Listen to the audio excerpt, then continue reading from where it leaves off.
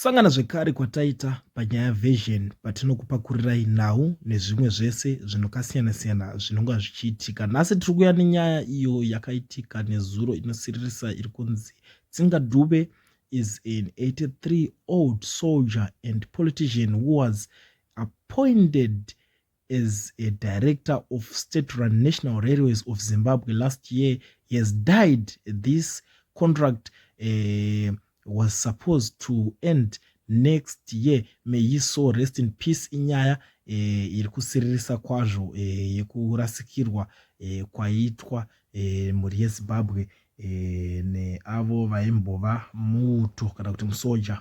Vamwewo vanotaura zvakasiyana-siyana vachiti akange asingawirirani nezvinhu zvekunzi 2030 vamunangagwa vanenge vachiripo.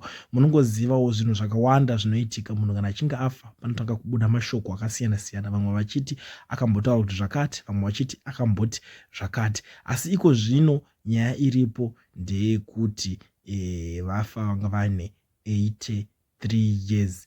Ndo mashoko aripo iko zvino yatangoti tiuye nawo tikakubatirai tichikuzivisai zvinhu zvinonga zvichiitika munyika yedu yeZimbabwe ine maupdates ese ezvinhu zvese zvinenge zviripo paground. So kana ichinge iri first time yako kusvika panapa, gara wasubscribe, ukomenda, ulike, toramba tichikupa dzimwe nyaya dzese dzinenge dzichiitika musingajambwe.